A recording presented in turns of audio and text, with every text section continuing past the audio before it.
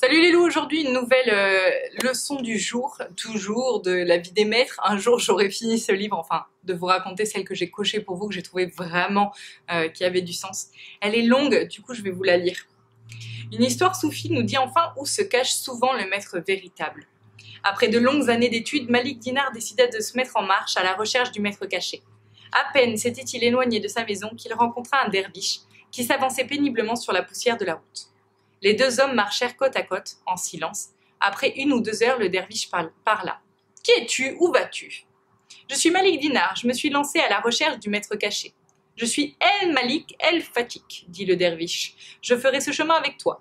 Peux-tu m'aider à trouver le cachet ?»« Puis-je t'aider ? Peux-tu m'aider » dit le derviche, sur ce ton très irritant que les derviches semblent affectionner. Tout dépend de l'usage qui est fait de l'expérience, et ceci ne peut être que partiellement transmis par un compagnon de voyage. Que veux-tu dire ? Je ne veux rien dire, je dis. Ils arrivèrent ensemble auprès d'un arbre qui oscillait et craquait. L'arbre parle, dit le derviche qui s'était arrêté. Écoute, l'arbre parle ? Oui, et voici ce qu'il dit. Quelque chose me blesse, prends-le, le temps de l'enlever de mon tronc pour que je puisse trouver le repos. Je suis trop pressé, dit Malik Dinar. Et comment un arbre parlerait-il de toute manière ? Ils reprirent leur chemin. Ils s'arrêtèrent un peu plus loin et le derviche dit. Quand nous étions auprès de l'arbre, j'ai senti une odeur de miel. Peut-être un essaim d'abeilles se dissimulait-il dans le tronc.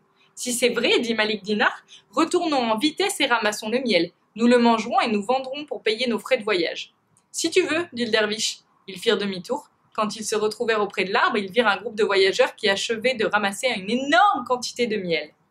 Quel coup de chance, disait un de ces hommes. Il y a là assez de miel pour l'usage de toute une ville. De pauvres pèlerins, nous voici devenus marchands. Notre avenir est assuré.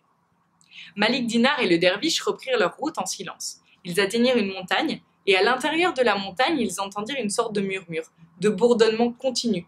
Le derviche appliqua son oreille au sol et dit « Au-dessous de nous s'agitent des millions et des millions de fourmis.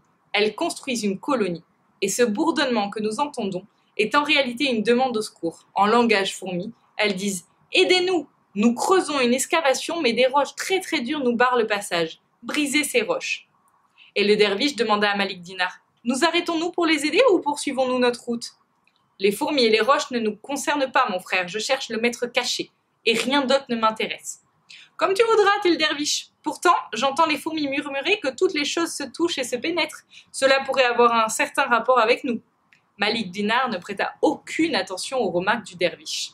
Les deux hommes, côte à côte, reprirent leur cheminement. C'est un peu long, mais je suis désolée, ça vaut vraiment le coup. Ils s'arrêtèrent pour la nuit. Malik Dinar s'aperçut qu'il avait perdu son couteau et il se dit « Je dois l'avoir laissé tomber tout près de cette fourmilière. » Il y retourna au petit matin avec le derviche. En arrivant à la montagne, ils virent un groupe d'hommes couverts de boue qui se reposaient auprès d'une pile de pièces d'or. Il s'agissait d'un trésor, dirent-ils, qu'ils venaient de déterrer. Et ils ajoutèrent pressés, de questions par Malik Dinar. Nous marchions sur la route quand un frêle derviche nous appela et nous dit « Creusez à cet endroit, vous verrez ce qui est de la roche pour les uns et peut-être de l'or pour l'autre. Voyez la fortune que nous a livrée cette terre. » Malik Dinar maudit son mauvais sort. « Si nous nous étions arrêtés, dit-il au derviche, toi et moi, nous serions riches ce matin. » Un des hommes qui se reposait dit alors à Malik Dinar « Ce derviche qui t'accompagne, je dois te le dire, ressemble étrangement à celui qui nous a parlé la nuit dernière. » Tous les derviches se ressemblent, dit le derviche. Malik Dinar et son compagnon reprirent leur cheminement.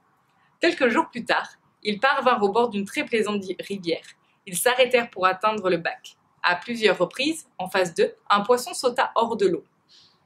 Ce poisson, dit le derviche, nous envoie un message. Il nous dit « J'ai avalé une pierre, saisissez-moi et donnez-moi une certaine herbe à manger. Elle me permettra de rendre cette pierre qui sans cela m'étouffera. Voyageurs, ayez pitié de moi. » Le bac arriva à ce moment-là, et Malik Dinar, impatient d'aller plus loin, y fit monter le derviche. Comme le soir tombait, ils passèrent la nuit sur la rive opposée.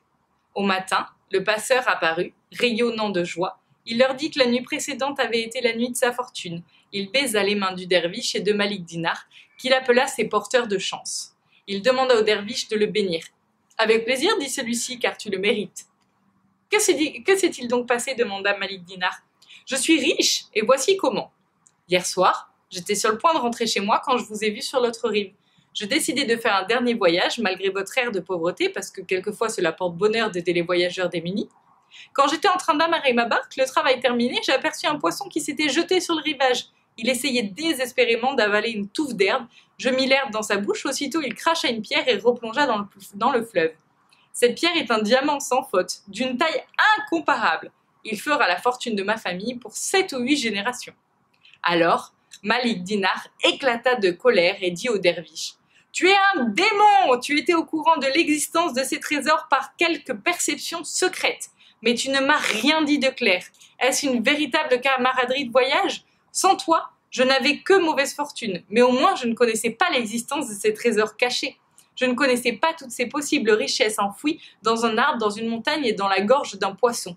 Cachées dans toutes ces choses, peut-être. » À peine avait-il prononcé ces paroles d'irritation qu'il sentit comme un vent puissant qui soulevait son âme même. Et il sut à cet instant précis que la vérité était justement le contraire de ce qu'il venait de dire. Le derviche lui toucha doucement l'épaule et lui sourit. « Tu vois, maintenant, lui dit-il, l'usage qui peut être fait de l'expérience, la connaissance du maître caché, ne pouvait être que partiellement transmise par un compagnon de voyage. Où est ce maître caché? Tu l'as bien senti, il est en toi-même. » Malik Dinar resta un moment immobile et comme hébété. Il attendit le calme dans son âme et le calme vint. Il se retourna et vit le derviche qui s'en allait avec un petit groupe de voyageurs. Il parlait avec animation des périls qui les guettaient, sans doute sur la route. Voilà, bonne journée et je vous laisse réfléchir à ça.